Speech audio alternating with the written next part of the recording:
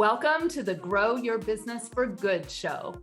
This is a place where coaches and consultants gather so you can learn how to lead a world-class business that does not tax your time, your energy, or your financial resources.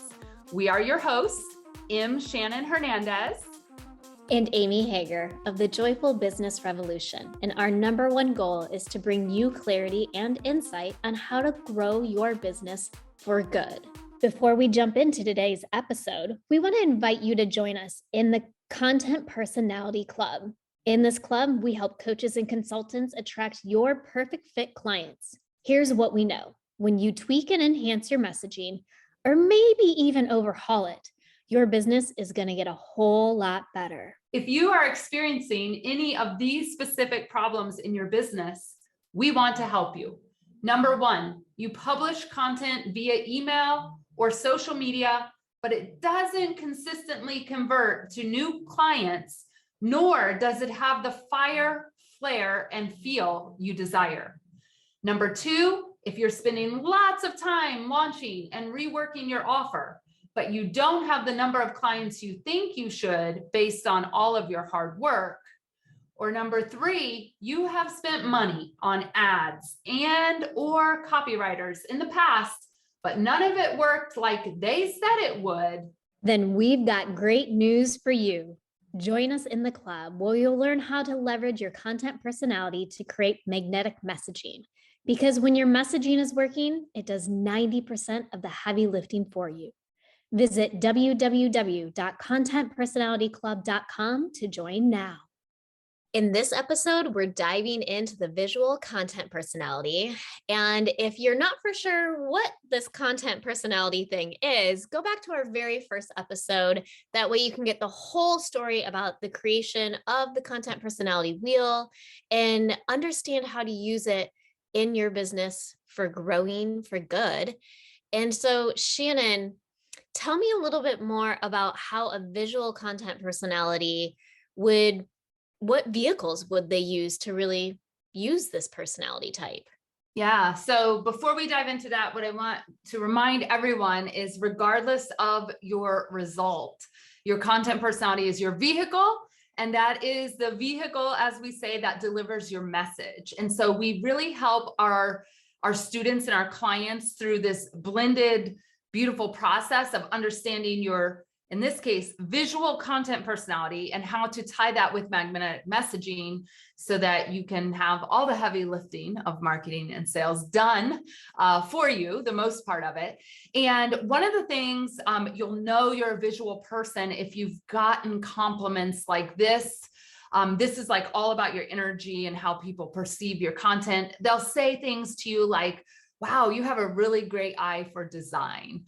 Or they might even say, gosh, that piece that you created, whether it's a graphic or a piece of artwork, like I could really feel something in it, right? And so I envy these people.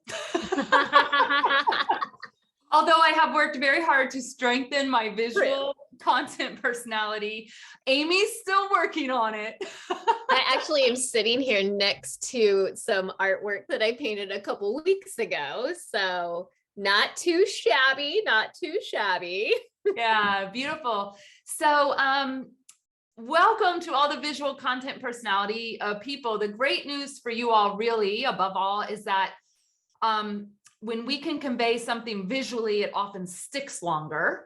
And also the way that content and people move in the online space, a well done visual can carry a lot of the weight of having to say a lot, but really just having to say a little, and it can be very memorable. So you've got that going for you. We also know that 65% of the people who are consuming content actually are visual consumers. And guess what?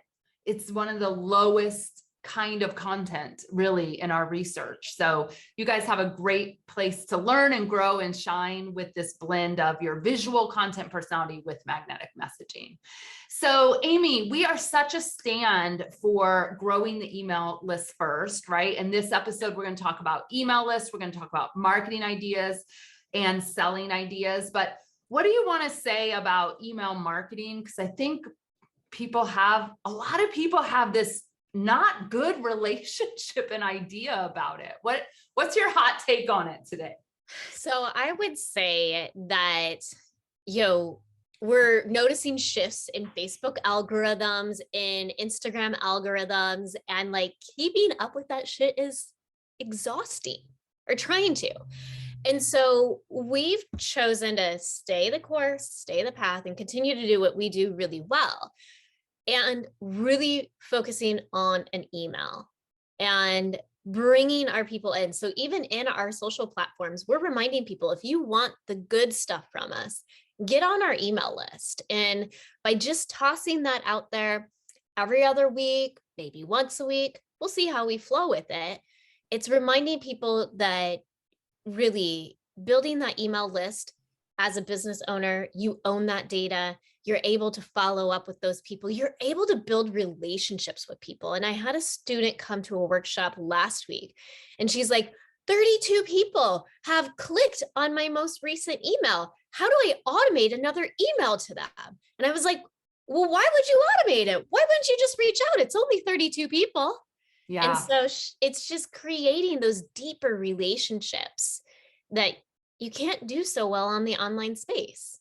Yeah, it's beautiful. And there's this stat really from a lot of research, and you're going to hear it over and over again in this brand, because we're really about streamlining everything so you can live your life and have a business and not have your business run your life. That's really what we're about here at the end of the day.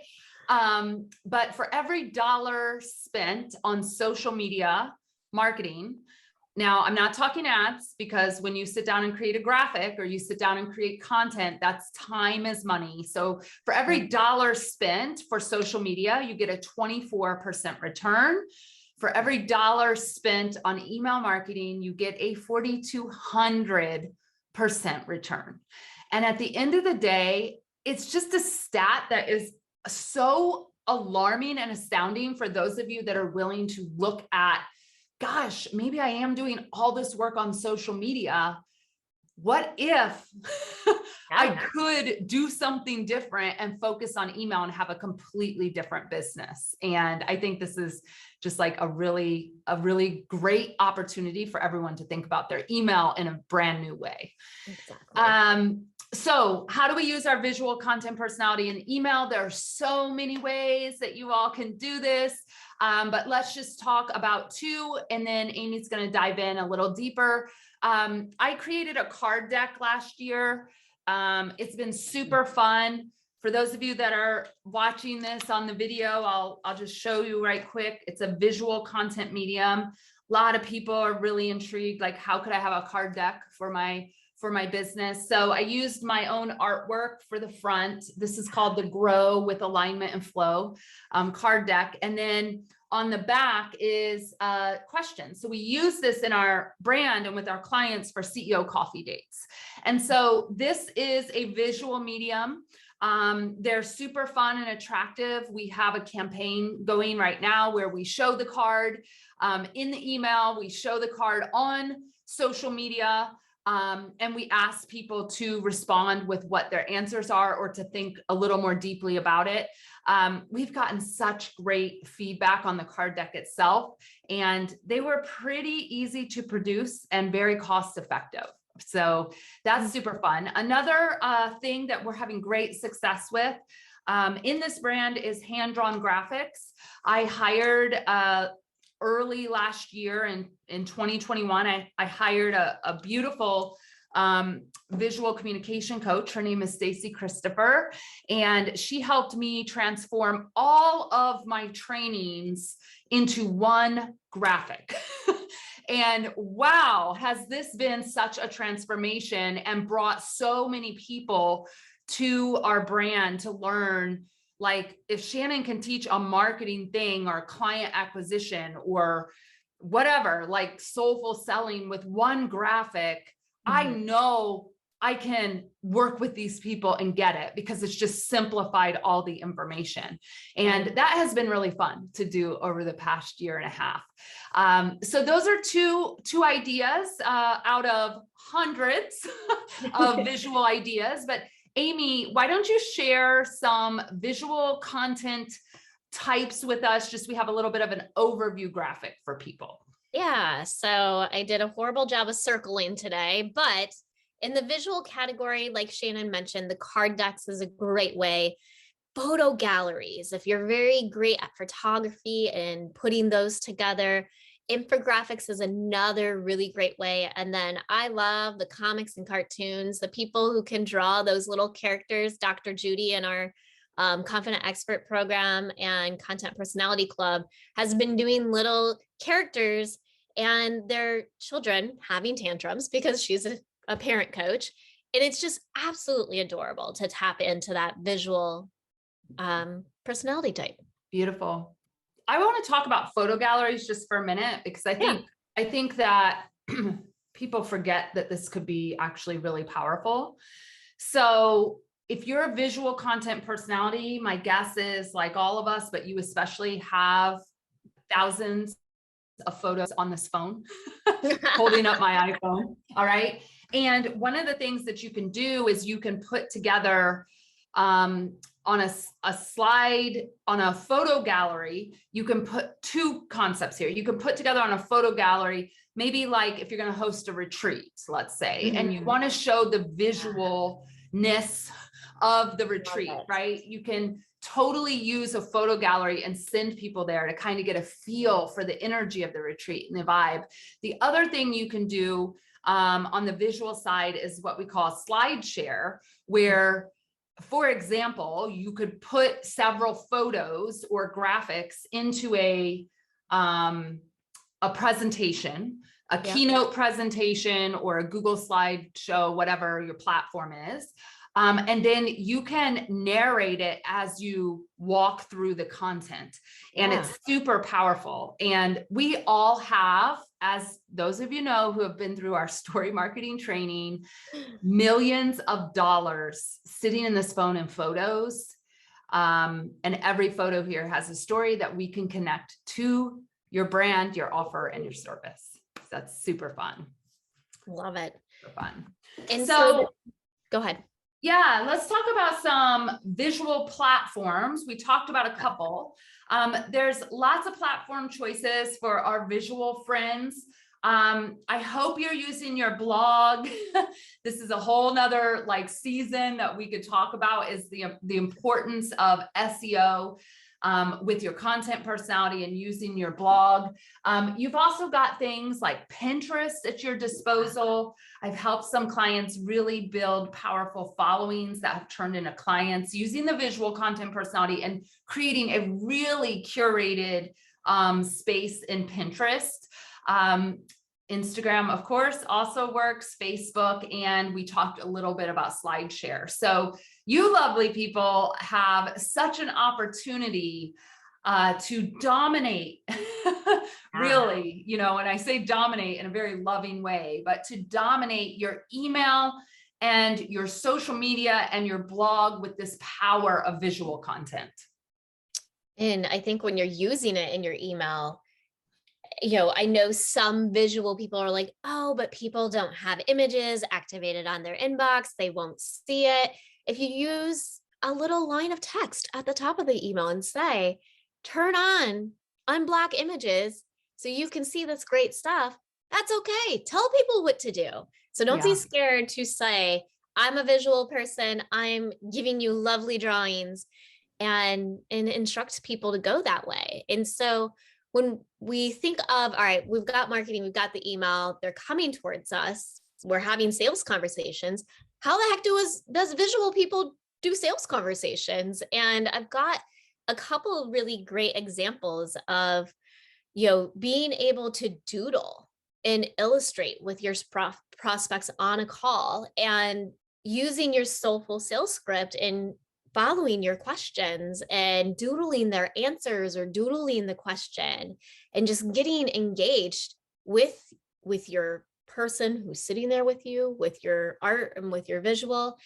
And then also, when you think about the sales page of a visual person, it's going to be really, really visual, right? Lots of pretty colors and design, and really just dive in deep and embracing that.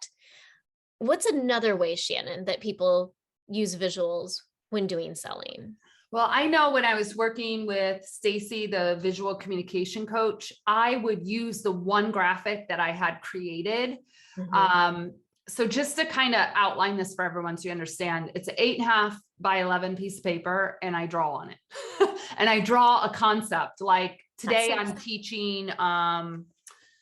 I'm teaching relationship marketing plans. So I have one piece of paper that has everything and people can print it. They can sketch it while I'm going through it. But one of the ways I was using it in the selling aspect was to take that same graphic, drop it in Messenger and say, hey, I've got a really cool training coming up, or I've got this program. This graphic kind of explains the nuts and bolts of it. And I have an opening and I'd like to know if you'd be interested in joining me. And so it was a powerful combination. They don't have to read a million words. They're not getting slammed with like emails. It's a graphic and an invitation to join you somewhere. And oh, it's so good for my soul. So good. And Amy, I want to just throw a question back to you because you snuck it in, but I want to spend a little time on it. You mentioned using our Soulful sales script, and tell the brilliant people about this thing we have created that is just helping our clients by leaps and bounds. Yeah. So one thing that I do the majority of our selling. And one thing that's always hard is I'm a coach. I want to show up for service at heart, right? And I wasn't closing sales. And I was so frustrated because I was having these conversations and giving my soul to this person and they just were not buying. And we realized it's because I was coaching. And so we've really worked on beautiful questions that you ask your potential client in your sales conversation. And it helps keep me focused so I don't put on my coaching hat. And it really enrolls them into that bigger vision. And we uncover why they haven't achieved that vision and why is it now. And so it's a really, really great framework for anybody who is doing selling. And it's something that we work with our clients on to make sure that you're asking the right questions for your business. Clearly, the questions I use is not going to be the questions that a health coach uses, right? But it really, really keeps our students on track in their conversations and really enrolling people. And it's so cool then, because we do have one, Kate, she'll write the question on her doodle and then she'll doodle the answers as the person tells them. And so it really keeps her focused. Hers is a very visual, soulful sales script. Yeah. So it's really keeping you focused on the actual conversation in front of you instead of getting distracted by coaching. Yeah. And listen, if you are having strategy call or discovery call after discovery call and you're not closing, we know that pain. Yes. We know it so well. And our clients, before they come to us, know this pain. And so Amy and I really probably worked a good 1.5 years tweaking this, we call it the Soulful sales script, and just tweaking it and making it usable for any coach or consultant in an industry to tweak it for themselves. And so don't give up. People need your guidance and your brilliance, and your coaching and your consulting, but just know with some tweaks, you can have an 80 to 90% close rate on all those calls that you've had, and it's never too late to start over. So if that's you, reach out to us. We would love to have a conversation with you. So we have another framework that we talk about a lot. We're going to talk about it here for a moment. I developed what's called a winning workshop framework. This took, once again, about 9 years for me to get my shit together and not overteach on a training or overteach on a stage. I'm getting ready to fly out to Phoenix. And believe me, I built my presentation with the winning workshop framework. I'm a keynote speaker and I'm allowed to sell from the stage. So it's going to be super fun. But the point here is that as a visual content personality, when you go to give trainings, workshops, or stand on a stage or participate in a summit, there's a fine line between what I would call inspiring and motivating which if you do way too much of that, people leave feeling really good, but they still don't know how you can help them. I had been there before. All right. And then there's a fine line to say, okay, if that's not really working, I can't just be inspiring and motivated. I need to teach something. There becomes a fine line between, oh shit, I have overtaught and no one's buying from me. Been there a lot. And then there's a line of, how do you show up and deliver a powerful training or speaking or summit presentation, regardless of how long the time is that you have been given, and convert sales? And so this is where we have developed this winning workshop framework. There are 17 points in it. And we help our students script the highlights of their workshops so they can go through the workshop, get the point, make sure they hit all the points which are important, and then have those conversions to sales calls or enrollments, depending on what you're actually doing in that workshop. For our visual content personality people, great news is you're already great at creating visuals for your trainings and for your workshops.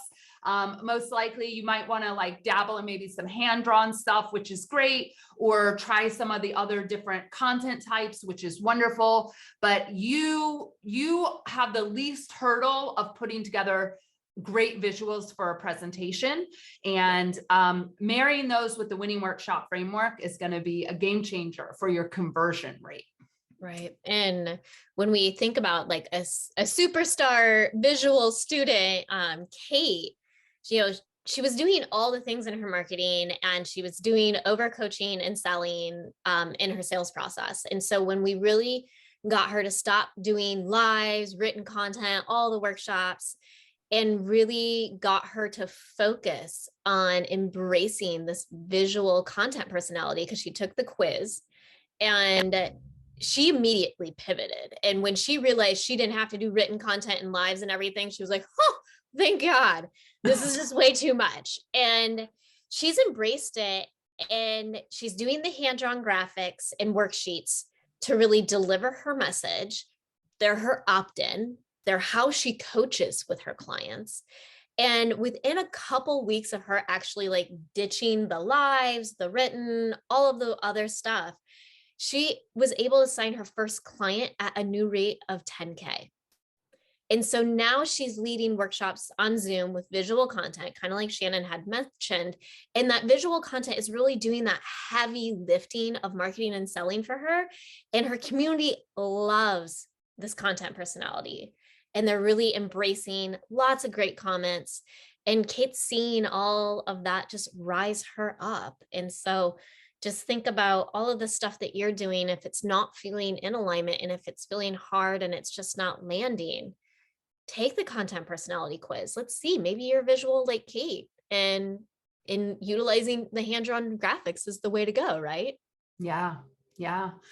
Beautiful. So this wraps up our visual content episode.